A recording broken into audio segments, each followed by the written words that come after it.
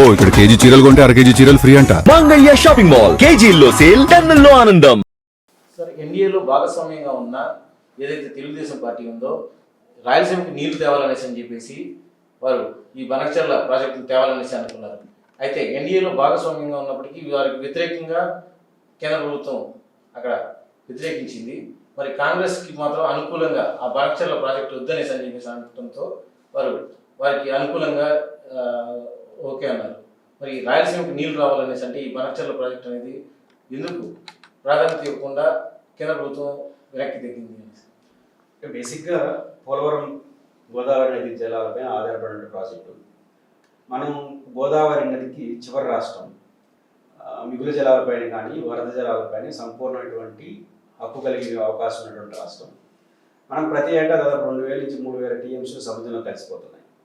ఈ నేపథ్యంలో మనం దిగువ రాష్ట్రం మన రాష్ట్రం ఎన్ని నీళ్ళైనా వాడుకోవడానికి అవకాశాలు ఉంటాయి.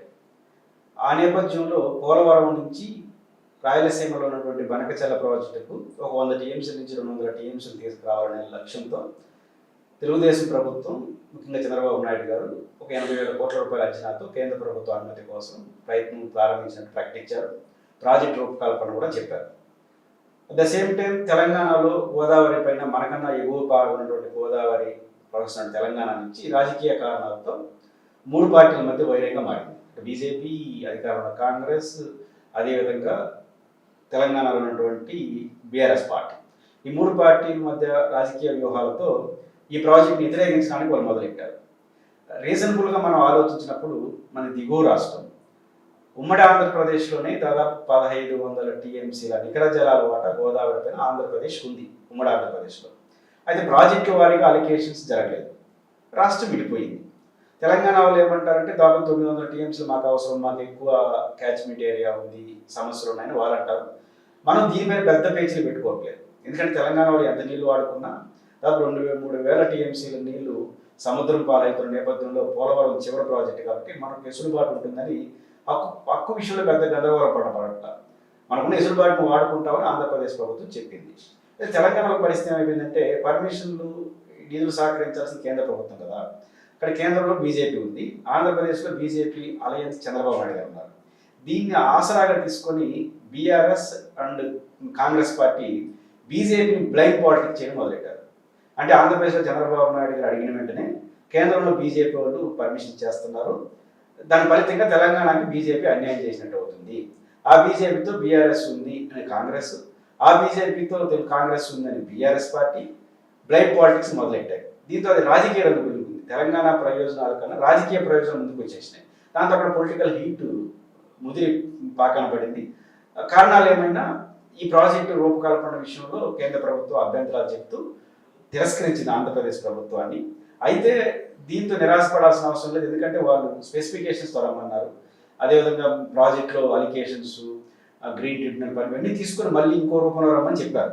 కానీ బేసిక్గా ఈరోజు తిరస్కరించడం కూడా రాజకీయ కారణాలతోనే కేంద్ర ప్రభుత్వం తిరస్కరించినట్టు భావిస్తారు. ఎందుకంటే ఇక్కడ చంద్రబాబు నాయుడు గారు ఉన్నారు కాబట్టి ఆయన ఒత్తిడి తలకి కేంద్రం ఇచ్చేసిందని తెలంగాణలో బీజేపీకి వ్యతిరేకంగా రాజకీయ పరిస్థితులు మారతాయేమో అనే ఉద్దేశంతో బీజేపీ అక్కడ రాజకీయ ప్రయోజనాల కోసం తిరస్కరించాల్సిన అవసరం లేదు, తిరస్కరించింది.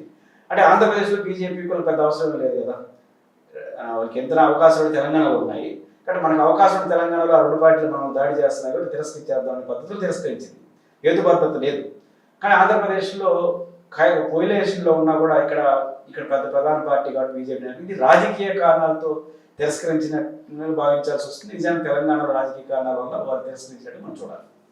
సార్, అయితే ఈ ప్రాజెక్టు అంటే చంద్రబాబు నాయుడు గారు ఏదైతే అనుకున్నారో ఈ ప్రాజెక్టు సంబంధించి దీనికి పూర్తి చేయడం వల్ల రాయలసీమకి ఈ సాగునీరు అనేది అందుతుంది కదా, కనుక ఆయన దీన్ని నిర్ణయం తీసుకోవడం జరిగింది. అయితే ఎన్డీఏలో భాగస్వామ్యంగా ఉన్నారు వీళ్ళు, ఎందుకు దీన్ని అంటే బ్లేమ్ పాలిటిక్స్ వల్లే పూర్తిగా అనేసి వీళ్ళు ఇందాకే అన్నారు.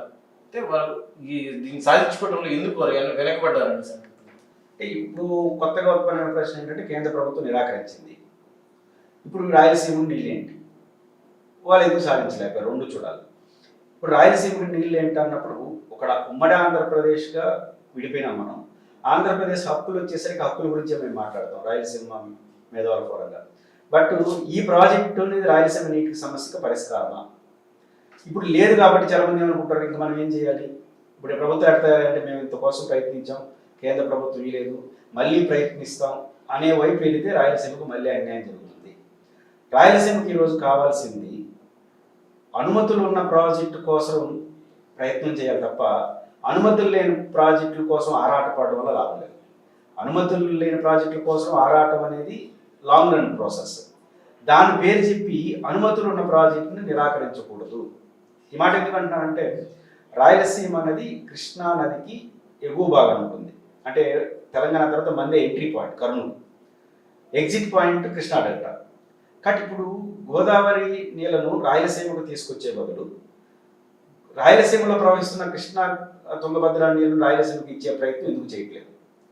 ఈరోజు 80,000 కోట్ల రూపాయలతో దాదాపు ఇప్పుడు అది గ్రౌండ్ వేసరికి 1,00,000 కోట్లు అవుతుంది. 1,00,000 కోట్లతో గోదావరి నది నుంచి పోలవరం ద్వారా 900 అడుగులు ఎక్కువ భాగానికి లిఫ్ట్లు చేసి బనకచెరలో 100 టీఎంసీలు పోస్తామంటున్నారు. 1,00,000 కోట్లతో 100 నుంచి 100 టీఎంసీలు పోస్తామంటున్నారు. కానీ జగన్మోహన్ రెడ్డి గారు రూపొందించినటువంటి రాయలసీమ ఎత్తిపోతల పథకంతో 7,000 నుంచి 10,000 కోట్ల రూపాయలతో అదే 100 టీఎంసీలు బనకచెరల దగ్గర పోయొచ్చు మన కళ్ళ ముందు.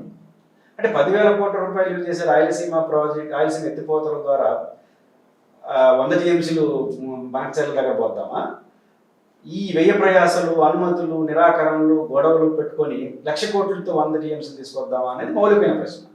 కానీ ఒక శాశ్వత పరిష్కారం ఏంటంటే రాజశేఖర రెడ్డి గారి జలయజ్ఞంలో భాగంగా గోదావరి నది నీళ్ళలో నీళ్ళు ఎక్కువ ఉంటాయి కాబట్టి పోలవరం కుడి కాలువ ద్వారా కృష్ణా డెల్టా, ఏదైతే మన రాయలసీమ నుంచి కృష్ణా నది జలాలు నాగార్జున సాగర్ ద్వారా కృష్ణా డెల్టాకి ఇస్తున్నామో ఆ నీళ్లు ఇవ్వకుండా అవసరం లేని పరిస్థితి సృష్టించి గోదావరిలో ఎక్కువ నీళ్ళు కుడి కాలువ ద్వారా కృష్ణా డెల్టా అవసరాలు తీర్చాడు పోలవరం ప్రాజెక్టు పూర్తి చేసి.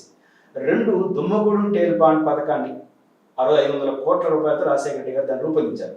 దానికి ఉద్దేశం ఏంటంటే అదే గోదావరిలో ఎక్కువ నీళ్ళు ఉన్నాయి కాబట్టి లిఫ్ట్ చేసి నాగార్జున సాగర్ ఎడమ కాలువలో పోసేయడం. ఈ లాజిక్ ఏంటంటే రాయలసీమ నుంచి ప్రవహిస్తున్నటువంటి శ్రీశైలం నుంచి గేట్లు ఎత్తేసి వదలాల్సిన నీళ్ళలో 100 టీఎంసీల నీళ్లు తెలంగాణ అవసరాల కోసం హక్కుగా నాగార్జున సాగర్ ఎడమ కాలువకి ఇవ్వాలి. 100 టీఎంసీలు శ్రీశైలం నుంచి లాగేస్తే మళ్ళీ బ్యాక్ వాటర్ మనకు ఉండదు. అందువల్ల రాజశేఖర రెడ్డి గారు దూరదృష్టి ఏం చేశారంటే ఈ కృష్ణా జలాలను నాగార్జున సాగర్ వదలాల్సిన అవసరం లేకుండా కృష్ణా డెల్టాకు అవసరమైన కుడి కాలువ ద్వారా చేయడం, దుమ్మగూడెం టేల్పాండ్ పథకాన్ని రూపొందించి గోదావరి నీళ్ళనే ఎడవ కాలువకి 100 టీఎంసీలు ఇచ్చేస్తే అప్పుడు తెలంగాణ అవసరాలు తీరిపోతాయి, కృష్ణా డెల్టా అవసరాలు తీరిపోతాయి, తక్కువ ఖర్చుతో గోదావరి నీళ్ళు పుష్కలంగా ఉన్నాయి. అప్పుడు కృష్ణా నదీ జలాలన్నింటి కూడా శ్రీశైలం ప్రాజెక్టు ద్వారా అటు నెల్లూరు ప్రకాశం జిల్లాకి దక్షిణ తెలంగాణకి ఇస్తే శాశ్వత పరిష్కారం లభిస్తుందని రాజశేఖర రెడ్డి గారు రూపొందించారు. వారు 500 కోట్లు ఖర్చు పెట్టారు. దురదృష్టవశాత్తు చనిపోయిన తర్వాత రాష్ట్రం విడిపోవడం, తెలంగాణ ప్రభుత్వం అడ్డగోలుగా వ్యవహరించడం, ఆంధ్రప్రదేశ్ ప్రభుత్వం పట్టించుకోవడం ఆ ప్రాజెక్టు పక్కకు పోయింది. ఇప్పుడు శాశ్వత పరిష్కారం తెలంగాణకి, రాయలసీమకి, ఆంధ్రాకి ఏంటంటే దొంగూడెం పాయింట్ తీసుకోవడం. అదొక పాయింట్ చేసుకోవచ్చు. రెండో పాయింట్ ఏంటంటే రాయలసీమ ప్రాంతంలో గుండ్రేవల ప్రాజెక్టు ఉంది. చంద్రబాబు నాయుడు గారు 2019 ఎన్నికల్లో శంకుస్థాపన చేశారు. నేనేమంటానంటే 1,00,000 కోట్లు పెట్టి అక్కడి నుంచి నీళ్ళు తీసుకొస్తా ఉంటున్నారు కదా, 6-7 వేల కోట్ల రూపాయలు ఖర్చు పెడితే ఈ గుండ్రేవల ప్రాజెక్టు పూర్తి చేసేస్తే అన్ని అనుమతులు ఉన్నాయి, నీటి కేటాయింపులు ఉన్నాయి, ఎటువంటి ఆటంకాలు, డబ్బులు కేటాయించి పని ప్రారంభిస్తే చాలు. 7,000 కోట్లు ప్రారంభించేస్తే 35 టీఎంసీలు పర్ ఇయర్ వాడుకోవచ్చు విత్ గ్రావిటీతో. కర్నూలు జిల్లా సస్యశ్యామం అయిపోతుంది. అంటే పాయింట్ ఏంటంటే 1,00,000 కోట్లు పెట్టి 100 టీఎంసీలు తీసుకొస్తాం అంటున్నారు, ఇంకా అనుమతులు ఉన్నాయో లేవో తెలియదు. కానీ 7,000 కోట్లు ఖర్చు పెట్టి 35 టీఎంసీలు గ్రావిటీ ఫోర్స్తో వాడుకోవడానికి ఎందుకు మనసు రావట్లేదు? అన్ని అనుమతులు ఉన్నాయి రాయలసీమలో. 2 సిద్ధేశ్వరం ఉంది, నేషనల్ ప్రాజెక్ట్ వస్తుంది. అక్కడ కేంద్ర ప్రభుత్వం మాట్లాడుకుంటే చిన్న అలుగుగాని ఏర్పాటు చేసుకుంటే మనకు డబ్బులు కూడా కావు. కేంద్ర ప్రభుత్వం నేషనల్ హైవే ఉంది, తీగల వంతెన బదులు అలుగు ఏర్పాటు చేసేస్తే కేంద్ర డబ్బులతో అయిపోతాయి. ఆడ ఒక 50 టీఎంసీలు పెట్టుకోవచ్చు గ్రావిటీ, అదొక 35-80, ఇక్కడ 100 టీఎంసీలు అవుతున్నాయి. అంటే 10,000 కోట్లు ఖర్చు పెట్టి కేంద్రంతో జాగ్రత్తగా మాట్లాడుకుంటే 100 టీఎంసీలు గ్రావిటీతో తీసుకునే అవకాశాలు రాయలసీమలో ఉంటే దీన్ని వదిలేసి 1,00,000 కోట్లతో అనుమతి లేని ప్రాజెక్టుల కోసం ఆరాటం ఎందుకు? 2, నేను ముందే ప్రస్తావించినట్టు రాయలసీమ ఎత్తిపోతల పథకానికి 7,000 కోట్ల రూపాయలు కేటాయిస్తే ఒక దశకు వచ్చినాయి, పైప్ లైన్స్ అన్ని కూడా పూర్తయినాయి.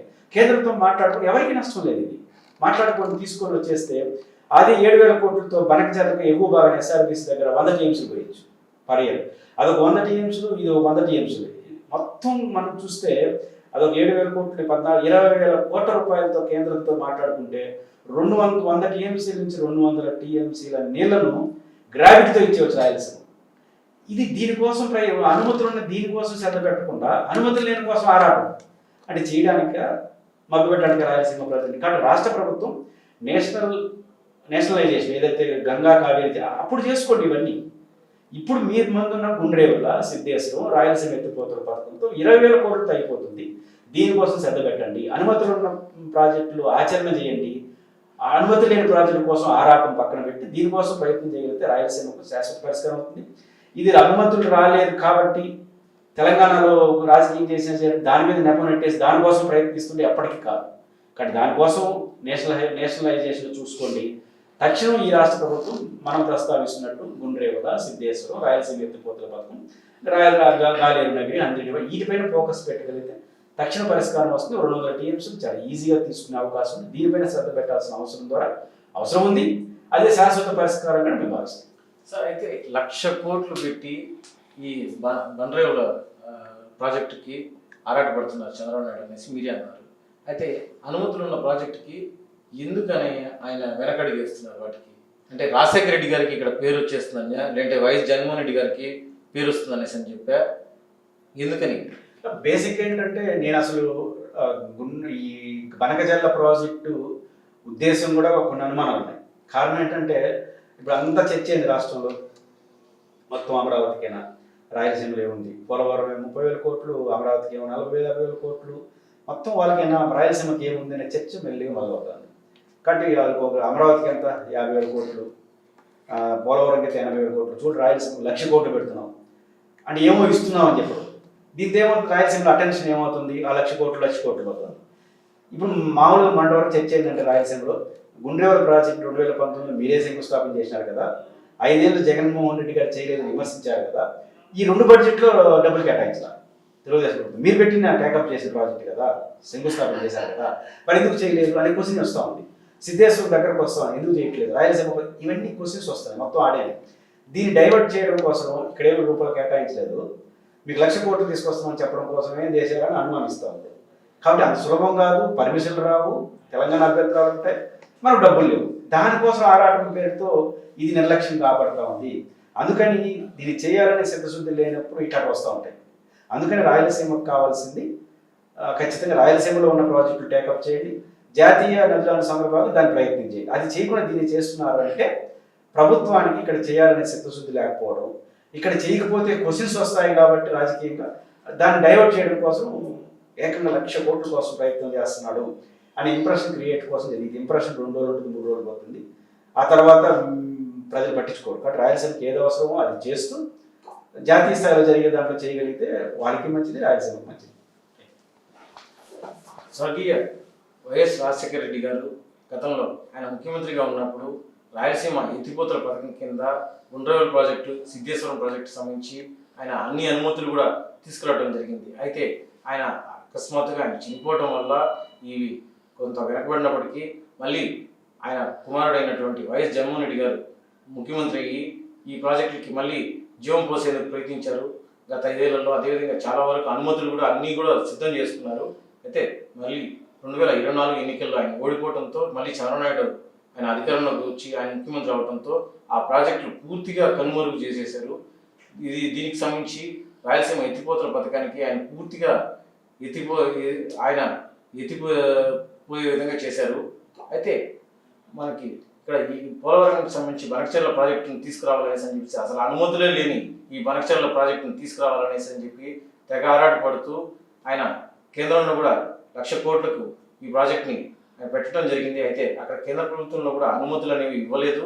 అదేవిధంగా ఈ ప్రాజెక్టును కూడా వద్దు అనేసి అని కూడా చెప్పడం జరిగింది. ఎందుకంటే తెలంగాణకు సంబంధించి అక్కడ ఉన్న బీఆర్ఎస్ నాయకులు, అదేవిధంగా కాంగ్రెస్కి సంబంధించిన ఏదైతే అధికారంలో ఉందో వారు కూడా దీన్ని వ్యతిరేకించడం జరిగింది.